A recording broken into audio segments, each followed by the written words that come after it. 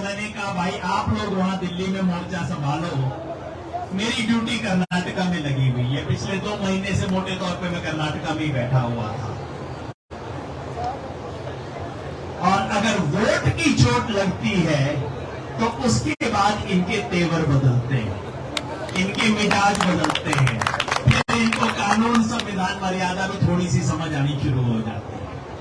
तो वो काम करके मैं परसों हाजिर हुआ हूं और आज आपकी सेवा में यहां उपस्थित हुआ हूं। देरी के लिए माफी चाहता हूं।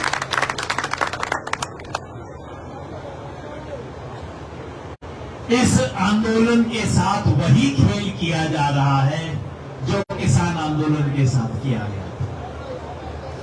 क्या कहते थे, ये तो जी सिर्फ पंजाब हरियाणा का है। यहां पे भी कहते हैं जी सिर्फ हरियाणा का मामला। फिर क्या कहते थे, ना जी ये तो सिर्फ एक जाति का है, उससे फालतू कुछ ना। तो भाई आंख खोल के तो देख लो, ना ना ना सिर्फ एक जाति दिखाई देती है, उससे फालतू कुछ ना दिखाई देती। और सारे में क्योंकि जनता इनके साथ नहीं है, सारी वही बातें, वही हथकंडे, मोदी मीडिया के वही सारे खेल। और मैं तो सैल्यूट करता हूं सोशल मीडिया के इन तमाम साथियों को, पत्रकारों को भी, जो फिर भी हिम्मत के साथ, सच के साथ खड़े हुए।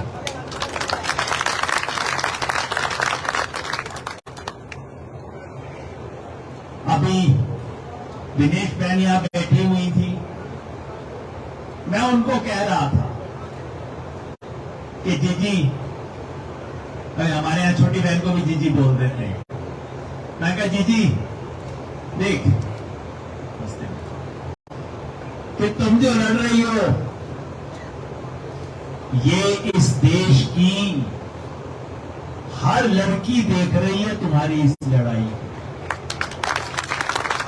और तुमने यहां जो हिम्मत दिखाई है, उससे पता नहीं कितने लाखों लड़कियों की, लाखों औरतों की, सताई हुई महिलाओं की हिम्मत बनी होगी कि अगर ये बोल सकती है तो मैं भी बोल सकती हूं। और मैंने कहा बेटा, अगर तुम चुप कर जाती ना, सारी दुनिया को पता तो लग जाता कि ये हुआ है, लेकिन देखो ये लोग चुप करके बैठ गई। अगर तुम चुप कर जाती ना, तो लाखों औरतों का घर बैठे हुए मुंह बंद हो जाता है कि अगर उसकी हिम्मत ना हुई तो मेरी क्या मजाल है, मैं क्या करूं। इसलिए ये जो संघर्ष है, ये किसी क्षेत्र का संघर्ष नहीं है, किसी जाति का संघर्ष नहीं है, सिर्फ महिला का भी संघर्ष नहीं है, ये धर्म और अधर्म की लड़ाई है। और अगर कोई सच्चा धर्म क्षेत्र कुरुक्षेत्र है तो ये है जहां ये लड़ाई लड़ी जाए। एक तरफ सत्ता, पैसा, झूठ और गुंडागर्दी, सत्ता, पैसा, झूठ और गुंडागर्दी, और दूसरी तरफ सच, संकल्प, धर्म और तपस्या, उसकी लड़ाई। और एक बात हमने किसान आंदोलन से सीखी है, बाकी जगह भी सीखी है, और ये आपको मैं बता दूं। और यही मैं कह रहा था दिनेश बहन को कि दीदी, कोई ऊटपटांग हरकत में फंसियो मत। आके लोग जोश देंगे, आंदोलनों में होता है, लोग आके ठोक देते हैं, ये कर दो, वो कर दो। हमें भी आज दूसरे दिन लोग आके कहते थे बस अब तो कर ही दो फायर, अब तो दिल्ली में ये कर दो, वो कर दो। हम हर रोज उनको ठंडा पानी पिलाते थे, भाई ठहर जा, डट जा भाई, बस यहां बैठे रहेंगे, सच पे सच हमारे साथ है, बैठे रहे, कोई ऊटपटांग हरकत ना करें, कोई उत्तेजना में ना आए, कोई गलत काम ना करें, बस ये इंतजार कर रहे हैं। जैसे किसान आंदोलन में उनको इंतजार था कि भाई इन लोगों से कोई एक गलत शब्द निकले, एक कोई उल्टी हरकत हो जाए, कहीं इनको हिंसा में भड़का लिया जाए, तो बस सारे आंदोलन को वहीं खत्म कर लिया। मगर किसान आंदोलन में हमारे बुजुर्गों की राय से, हमारे बहनों के सहयोग से ये हमने नहीं होने दिया। हमने कहा ना, ये हम नहीं करेंगे, हम बैठे रहेंगे। और जो जब जब इनके साथ डट के, अड़ के, खड़े रह के टकराया है, अपनी जमीन पे टिका रहा है, ये देखना, ये भाग जाते हैं एक स्टेज के। बस यही फॉर्मूला है। कुश्ती के दाव पेंच होते हैं ना कई तरह के, मैं तो भाई जानता ना, जिंदगी में कभी की ना मैंने तो कुश्ती, लेकिन ये सिंपल दाव पेंच है। टिके रहो, और आप टिके रहो, अपनी तरफ से कुछ ना करो।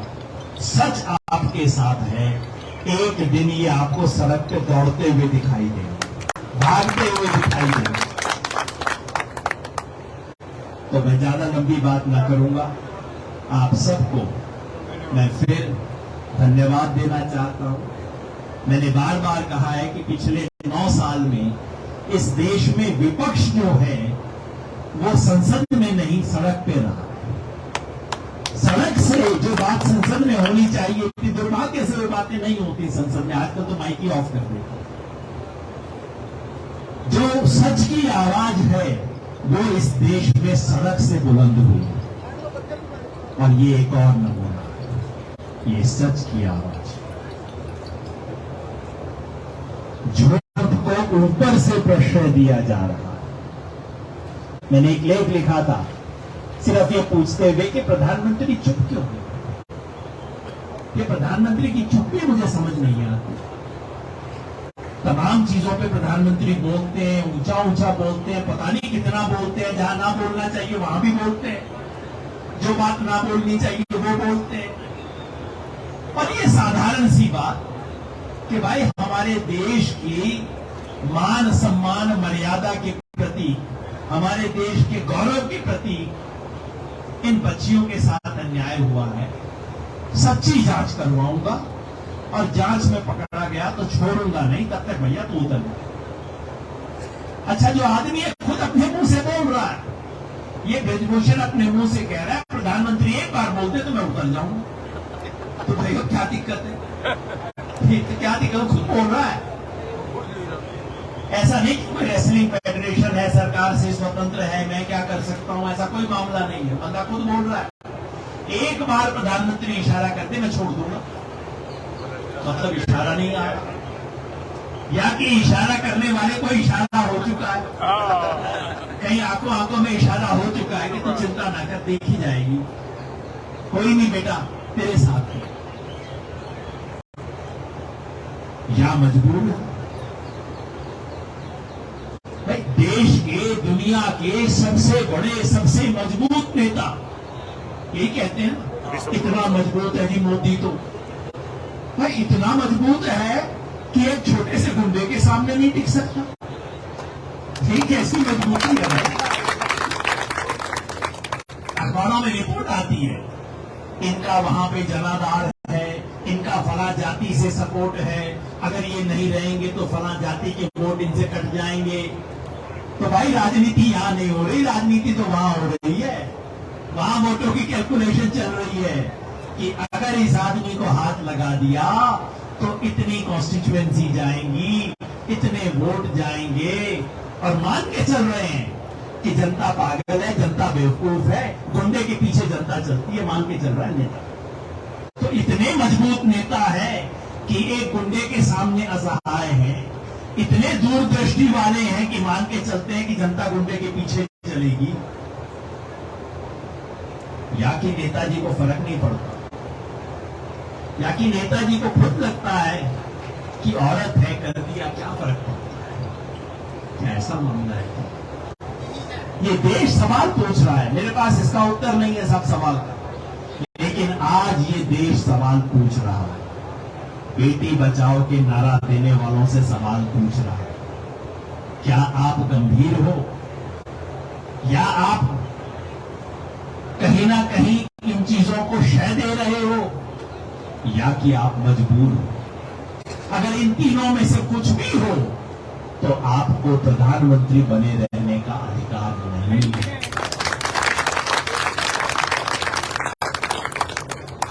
और लंबी बात मैं नहीं कहूंगा, बस सिर्फ इतना ही कि यह आंदोलन एक बार फिर मिसाल बना इस देश के अंदर जनता के प्रतिरोध की। इस देश में आप कुछ भी कर लो, आपके पास मीडिया है, आपके पास पैसा है, आपके पास सत्ता है, आपके पास पुलिस है, आपके पास ईडी है, आपके पास आईटी है, लेकिन इस देश की जनता के पास आत्मा है।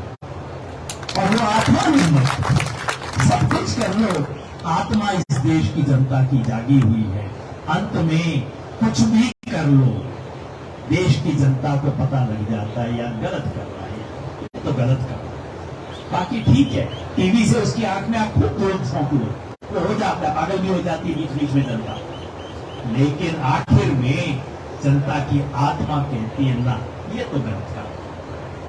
और आज इस देश की आत्मा का प्रतीक ये धरना बन चुका है। हमें सबको यहाँ इसके साथ डटे रहना है, किसी तरह की कोई उत्तेजना नहीं करनी, किसी को उकसाना नहीं है, हमारे साथियों पे दबाव नहीं डालना है कि अब ये कर लो, अब वो कर लो, ना, डटे रहो बस, और कुछ ना।